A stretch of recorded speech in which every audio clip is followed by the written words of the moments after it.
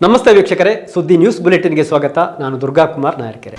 ಕರ್ನಾಟಕ ರಾಜ್ಯ ಸಹಕಾರ ಮಹಾಮಂಡಲ ಬೆಂಗಳೂರು, ದಕ್ಷಿಣ ಕನ್ನಡ ಜಿಲ್ಲಾ ಕೇಂದ್ರ ಸಹಕಾರಿ ಬ್ಯಾಂಕ್ ಮಂಗಳೂರು, ದಕ್ಷಿಣ ಕನ್ನಡ ಜಿಲ್ಲಾ ಸಹಕಾರಿ ಯೂನಿಯನ್ ಮಂಗಳೂರು, ಸುಳ್ಯ ತಾಲೂಕು ಸಹಕಾರಿ ಯೂನಿಯನ್, ಸುಳ್ಯ ತಾಲೂಕಿನ ಎಲ್ಲ ಪ್ರಾಥಮಿಕ ಕೃಷಿ ಪತ್ತಿನ ಸಹಕಾರ ಸಂಘಗಳು ಹಾಗೂ ಇತರ ಸಂಘಗಳ ಸಹಕಾರದೊಂದಿಗೆ ಕನಕಮಜಲು ಪ್ರಾಥಮಿಕ ಕೃಷಿ ಪತ್ತಿನ ಸಹಕಾರಿ ಸಂಘದ ಆಶ್ರಯದಲ್ಲಿ ಜಿಲ್ಲಾ ಮಟ್ಟದ ಅಖಿಲ ಭಾರತ ಸಹಕಾರ ಸಪ್ತಾಹ ಸಮಾರೋಪ ಸಮಾರಂಭವು ಇಂದು ವಿನೋಬಾನಗರದ ವಿವೇಕಾನಂದ ವಿದ್ಯಾಸಂಸ್ಥೆಯ ರಜತ ಕಿರಣ ಸಭಾಂಗಣದಲ್ಲಿ ನಡೆಯಿತು. ಇದಕ್ಕೆ ಪೂರ್ವಭಾವಿಯಾಗಿ ಕನಕಮಜಲು ಸಹಕಾರಿ ಸಂಘದ ಆವರಣದಿಂದ ವಿನೋಬಾನಗರದವರೆಗೆ ವಾಹನ ಜಾಥಾ ನಡೆಯಿತು. ಸಹಕಾರಿ ಸಂಘದ ಮಾಜಿ ಅಧ್ಯಕ್ಷ ಚನ್ನಕೇಶವ ಜಾಲ್ಸೂರ್ ಅವರು ವಾಹನ ಜಾಥಾಕ್ಕೆ ಚಾಲನೆ ನೀಡಿದರು.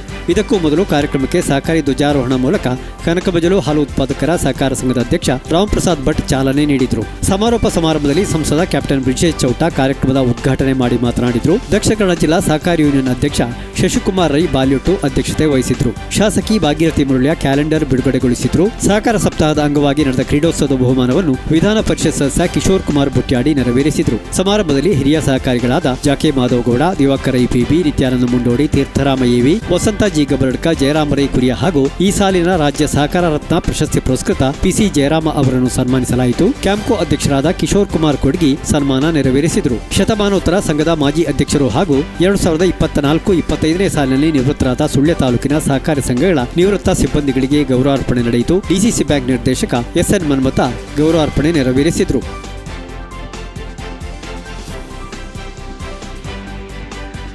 ಮಹತೋಬಾರ ಕುಕ್ಕೆ ಶ್ರೀ ಸುಬ್ರಹ್ಮಣ್ಯ ದೇವರ ವಾರ್ಷಿಕ ಚಂಪಾಷಷ್ಠಿ ಮಹೋತ್ಸವದ ಅಂಗವಾಗಿ ನಿನ್ನೆ ರಾತ್ರಿ ವೈಭವದ ಲಕ್ಷದೀಪೋತ್ಸವ ನೆರವೇರಿತು. ಪಂಚಶಿಖರಗಳನ್ನು ಒಳಗೊಂಡ ಚಂದ್ರಮಂಡಲ ರಥದಲ್ಲಿ ಸುಬ್ರಹ್ಮಣ್ಯ ದೇವರ ಉತ್ಸವ ನಡೆಯಿತು. ದೇವಸ್ಥಾನದ ಅರ್ಚಕರು ಉತ್ಸವದ ವಿಧಿವಿಧಾನ ನೆರವೇರಿಸಿದರು. ಕುಕ್ಕೆ ಸುಬ್ರಹ್ಮಣ್ಯದ ಹಲವೆಡೆ ಬೆಳಗಿದ ಲಕ್ಷ ಹಣತೆ ದೀಪದ ನಡುವೆ ಭಕ್ತರ ಪರಾಕುಗಳೊಂದಿಗೆ ಶ್ರೀದೇವರ ಲಕ್ಷದೀಪೋತ್ಸವ ರಥೋತ್ಸವ ನೆರವೇರಿತು. ಈ ಮೂಲಕ ಶ್ರೀದೇವರ ರಥವೀಧಿ ಉತ್ಸವ ಆರಂಭವಾಯಿತು. ಇದಕ್ಕೂ ಪೂರ್ವದಲ್ಲಿ ಸಂಜೆ ಆದಿಸುಬ್ರಹ್ಮಣ್ಯದಲ್ಲಿ ದೀಪಾಲಂಕೃತ ರಂಗಪೂಜೆ ನಡೆಯಿತು. ಬಳಿಕ ಪ್ರಧಾನ ದೇವಾಲಯದಲ್ಲಿ 16 ಮಡಿಕೆಗಳಲ್ಲಿ ಮಣ್ಣು ಮತ್ತು ಮರಳನ್ನ ಮಿಶ್ರ ಮಾಡಿ ಅದರಲ್ಲಿ ನವಧಾನ್ಯಗಳನ್ನ ಬಿತ್ತುವ ಅಂಕುರಾರ್ಪಣೆ ಕಾರ್ಯ ನೆರವೇರಿತು. ಮಹಾಪೂಜೆಯ ಬಳಿಕ ಶ್ರೀದೇವರ ಹೊರಾಂಗಣ ಉತ್ಸವ ಆರಂಭವಾಯಿತು. ಆಕರ್ಷಕ ಸಾಲು ದೀಪಗಳ ನಡುವೆ ಶ್ರೀದೇವರ ಶೇಷವಾಹನಯುಕ್ತ ಬಂಡಿ ಉತ್ಸವ ಮತ್ತು ಪಾಲಕಿ ಉತ್ಸವ ಮತ್ತು ವಿವಿಧ ಸಂಗೀತ ವಾದ್ಯಗಳ ಸುತ್ತುಗಳು ನೆರವೇರಿತು.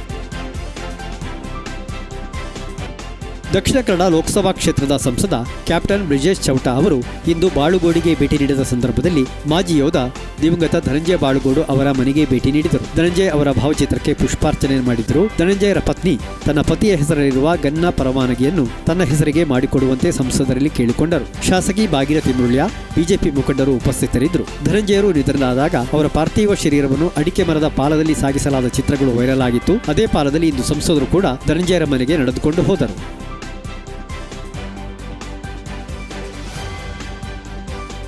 ಜಯನಗರ ವಾರ್ಡಿನ ಮುಖ್ಯ ರಸ್ತೆ ಹೊಂಡಗುಂಡುಗಳಿಂದ ತುಂಬಿ ಸಂಚರಿಸಲು ಕಷ್ಟಕರ ಆಗಿರುವ ಹಿನ್ನೆಲೆಯಲ್ಲಿ ಸ್ಥಳೀಯ ಪತ್ರಕರ್ತ ನಿವಾಸಿಗಳು ರಸ್ತೆಗಿಳಿದು ಪ್ರತಿಭಟನೆ ಮಾಡಿ ಅಧಿಕಾರಿಗಳ ವಿರುದ್ಧ ಆಕ್ರೋಶ ವ್ಯಕ್ತಪಡಿಸಿದ ಘಟನೆ ನಡೆದಿದೆ. ಹಳಗೇಟಿನಿಂದ ಜಯನಗರ ಕುತ್ಪಾಜಿಯವರೆಗೆ ಅಲ್ಲಲ್ಲಿ ರಸ್ತೆಗಳಲ್ಲಿ ಗುಂಡಿ ಆವರಿಸಿ ಸಾರ್ವಜನಿಕರಿಗೆ ವಾಹನಗಳಲ್ಲಿ ಸಂಚರಿಸಲು ಸಾಧ್ಯವಾಗದ ಪರಿಸ್ಥಿತಿ ನಿರ್ಮಾಣವಾಗಿದೆ. ಈ ಕುರಿತು ಸ್ಥಳೀಯ ನಿವಾಸಿಗಳು ಅನೇಕ ಬಾರಿ ಹೋರಾಟಗಳನ್ನು ಮತ್ತು ಸಂಬಂಧಪಟ್ಟ ಅಧಿಕಾರಿಗಳಿಗೆ ಮನವಿಗಳನ್ನು ನೀಡಿದ್ದು, ಈ ವಿಷಯಗಳು ಪತ್ರಿಕೆಯ ಮೂಲಕ ಈ ಭಾಗದ ವರದಿಗಾರರು ಪ್ರಕಟಿಸಿದರಾದರೂ ಅಧಿಕಾರಿಗಳ ಗಮನಕ್ಕೆ ಬಂದರೂ ಇದುವರೆಗೆ ಯಾವುದೇ ಸ್ಪಂದನೆ ನೀಡಲಿಲ್ಲ. ಈ ಹಿನ್ನೆಲೆಯಲ್ಲಿ ಸ್ಥಳೀಯ ಪತ್ರಕರ್ತರಾದ ಹಸೈನಾರ್ ಜಯನಗರ, ಜಯಶ್ರೀ ಕೊಯ್ಗೋಡಿ, ಶ್ರೀಮತಿ ರೇಖಾ ಶುಭಾಸ್, ಶರೀಫ್ ಜಟ್ಟಿಪಳ್ಳ ಈ ಪ್ರತಿಭಟನೆಯಲ್ಲಿ ಭಾಗವಹಿಸಿದರು.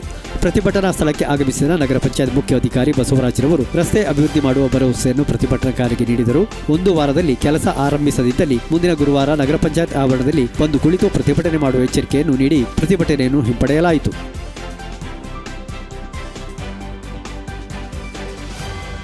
ಬೆಳ್ಳಾರಿಯಿಂದ ದರ್ಖಾಸ್ತುವರೆಗೆ ರಸ್ತೆ ಅಗಲೀಕರಣವಾಗಿದ್ದು, ರಸ್ತೆ ಡಾಮರೀಕರಣ ಪ್ರಾರಂಭಗೊಂಡಿದೆ. ರಸ್ತೆ ಅಭಿವೃದ್ಧಿಗೆ 10 ಕೋಟಿ ರು ಮಂಜೂರಾಗಿದ್ದು, ಇತ್ತೀಚೆಗೆ ರಸ್ತೆ ಅಗಲೀಕರಣ ಕಾಮಗಾರಿ ನಡೆದಿತ್ತು. ಇದೀಗ ಡಾಮರೀಕರಣ ಪ್ರಾರಂಭಗೊಂಡಿದೆ.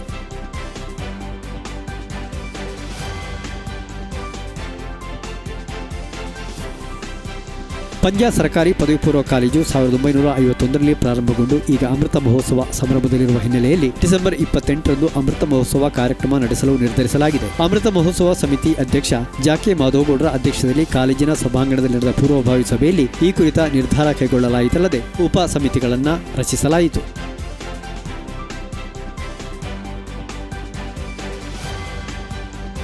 ಬಳ್ಪ ಗ್ರಾಮದ ಯನ್ನಾಳ ದಿವಂಗತ ನಾರಾಯಣಗೌಡರ ಪತ್ನಿ ಶ್ರೀಮತಿ ಜಾನಕಿಯವರು ಅಲ್ಪಕಾಲದ ಅಸೌಖ್ಯದಿಂದ ಸ್ವಗೃಹದಲ್ಲಿ ನಿಧನರಾದರು. ಅವರಿಗೆ 53 ವರ್ಷ ವಯಸ್ಸಾಗಿತ್ತು.